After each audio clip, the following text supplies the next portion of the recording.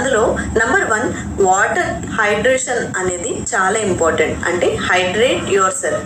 ఎక్కువగా వాటర్ శాతంని తీసుకోవాలి. 3 to 4 litres of water per డేని తీసుకోవాలి. దీంతో పాటుగా కోకోనట్ వాటర్, లెమన్ వాటర్, లేదంటే సబ్జా సీడ్స్ కలిపిన వాటర్ని ఎక్కువగా తీసుకోవాలి.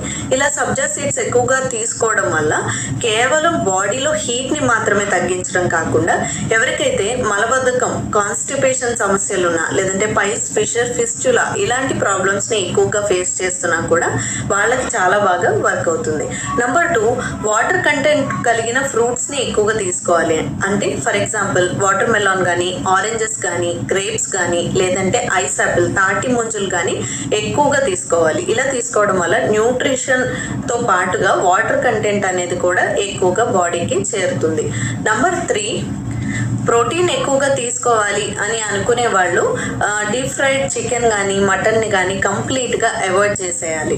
దీనికి బదులుగా ఎక్కువగా బాయిల్ చేయబడిన ఎగ్స్ కానీ, స్ప్రౌట్స్ కానీ, లేదంటే బాయిల్ చేసిన వెజిటబుల్స్ కానీ ఎక్కువగా తీసుకోవడం వల్ల శరీరానికి హైడ్రేషన్ అనేది బాగా పెరుగుతుంది.